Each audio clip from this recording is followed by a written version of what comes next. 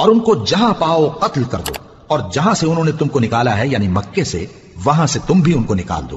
اور دین سے گمراہ کرنے کا فساد قتل و خونریزی سے کہیں بڑھ کر ہے، اور جب تک وہ تم سے مسجد حرام یعنی خانہ کعبہ کے پاس نہ لڑیں تم بھی وہاں ان سے نہ لڑنا۔ ہاں اگر وہ تم سے لڑیں تو تم ان کو قتل کر ڈالو، کافروں کی یہی سزا ہے۔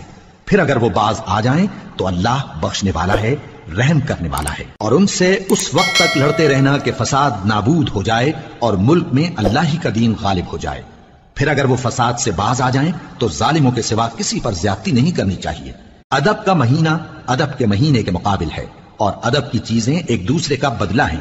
بس اگر کوئی تم پر زیادتی کرے تو جیسی زیادتی وہ تم پر کرے ویسے ہی تم اس پر کرو، اور اللہ سے ڈرتے رہو اور جان رکھو کہ اللہ ڈرنے والوں کے ساتھ ہے۔ اور اللہ کی راہ میں مال خرچ کرو اور اپنے آپ کو ہلاکت میں نہ ڈالو، اور نیکی کرو، بے شک اللہ نیکی کرنے والوں کو دوست رکھتا ہے۔ اور اللہ کی خوشنودی کے لیے حج اور عمرے کو پورا کرو، اور اگر راستے میں روک لیے جاؤ تو جیسی قربانی میسر ہو کر دو، اور جب تک قربانی اپنے مقام پر نہ پہنچ جائے سر نہ منڈاؤ۔ اور اگر کوئی تم میں بیمار ہو یا اس کے سر میں کسی طرح کی تکلیف ہو تو اگر وہ سر منڈا لے تو اس کے بدلے روزے رکھے یا صدقہ دے یا قربانی کرے۔ پھر جب تکلیف دور ہو کر تم مطمئن ہو جاؤ تو جو تم میں حج کے وقت تک عمرے سے فائدہ اٹھانا چاہے وہ جیسی قربانی میسر ہو کرے، اور جس کو قربانی نہ ملے وہ 3 روزے ایام حج میں رکھے اور 7 جب واپس ہو۔ یہ پورے 10 ہوئے۔ یہ حکم اس شخص کے لیے ہے جس کے اہل و عیال مکے میں نہ رہتے ہوں۔ اور اللہ سے ڈرتے رہو اور جان رکھو کہ اللہ سخت عذاب دینے والا ہے۔ حج کے مہینے معین ہیں جو معلوم ہیں، تو جو شخص ان مہینوں میں حج کی نیت کر لے تو حج کے دنوں میں نہ عورتوں سے اختلاط کرے، نہ کوئی برا کام کرے اور نہ کسی سے جھگڑے، اور جو نیک کام تم کرو گے وہ اللہ کو معلوم ہو جائے گا۔ اور زاد راہ یعنی رستے کا خرچ ساتھ لے جاؤ، کیونکہ بہترین زاد راہ پرہیزگاری ہے۔ اور اے اہل عقل مجھی سے ڈرتے رہو، اس کا تمہیں کچھ گناہ نہیں کہ حج کے دنوں میں بذریعہ تجارت اپنے پروردگار سے روزی طلب کرو۔ اور جب عرفات سے واپس ہونے لگو تو مشعر حرام یعنی مزدلفہ میں اللہ کا ذکر کرو، اور اس طرح ذکر کرو جس طرح اس نے تم کو سکھایا، اور اس سے پیشتر تم لوگ ان طریقوں سے محض ناواقف تھے۔ پھر جہاں سے اور لوگ واپس ہوں وہیں سے تم بھی واپس ہو، اور اللہ سے بخشش مانگو، بے شک اللہ بخشنے والا ہے، رحمت کرنے والا ہے۔ پھر جب حج کے تمام ارکان پورے کر چکو تو مینا میں اللہ کو یاد کرو جس طرح اپنے باپ دادا کو یاد کیا کرتے تھے، بلکہ اس سے بھی زیادہ۔ اور بعض لوگ ایسے ہیں جو اللہ سے التجا کرتے ہیں کہ اے پروردگار ہم کو جو دینا ہے دنیا ہی میں دے دے، اور ایسے لوگوں کا آخرت میں کچھ حصہ نہیں۔ اور بعض ایسے ہیں کہ دعا کرتے ہیں کہ پروردگار ہم کو دنیا میں بھی نعمت عطا فرما اور آخرت میں بھی نعمت بخشیو اور دوزخ کے عذاب سے محفوظ رکھیو۔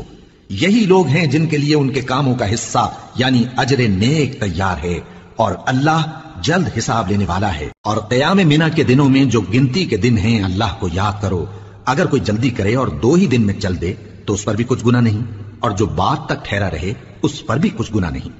یہ باتیں اس شخص کے لیے ہیں جو اللہ سے ڈرے، اور تم لوگ اللہ سے ڈرتے رہو اور جان رکھو کہ تم سب اس کے پاس جمع کیے جاؤ گے۔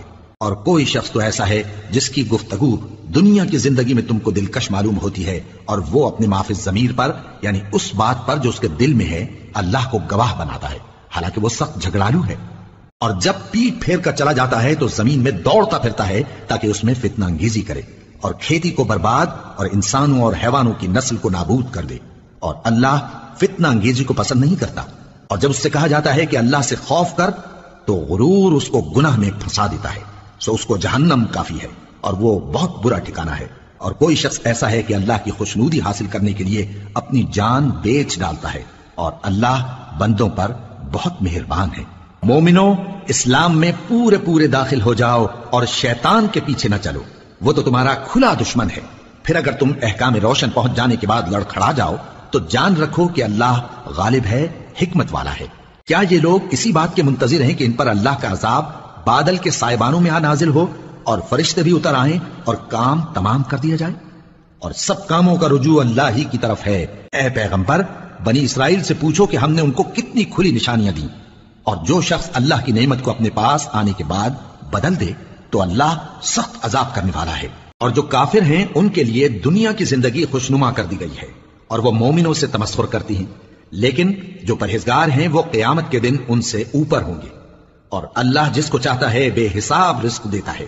پہلے تو سب لوگوں کا ایک ہی مذہب تھا، لیکن وہ آپس میں اختلاف کرنے لگے تو اللہ نے ان کی طرف بشارت دینے والے اور ڈر سنانے والے پیغمبر بھیجے اور ان پر سچائی کے ساتھ کتابیں نازل کی تاکہ جن امور میں لوگ اختلاف کرتے تھے ان کا ان میں فیصلہ کر دے۔ اور اس میں اختلاف بھی انہی لوگوں نے کیا جن کو کتاب دی گئی تھی، باوجود کہ ان کے پاس کھلے ہوئے احکام آ چکے تھے، اور یہ اختلاف انہوں نے صرف آپس کی ضد سے کیا۔ تو جس امر حق میں وہ اختلاف کرتے تھے اللہ نے اپنی مہربانی سے مومنوں کو اس کی راہ دکھا دی، اور اللہ جس کو چاہتا ہے سیدھا رستہ دکھا دیتا ہے۔ کیا تم یہ خیال کرتے ہو کہ یوں ہی بہشت میں داخل ہو جاؤ گے، اور ابھی تم کو پہلے لوگوں کی سی مشکلیں تو پیش آئی ہی نہیں؟ ان کو بڑی بڑی سختیاں اور تکلیفیں پہنچیں اور وہ صعوبتوں میں ہلا ہلا دیے گئے، یہاں تک کہ پیغمبر اور مومن لوگ جو ان کے ساتھ تھے سب پکار اٹھے کہ کب اللہ کی مدد آئے گی۔ دیکھو اللہ کی مدد ان قریب آیا چاہتی ہے۔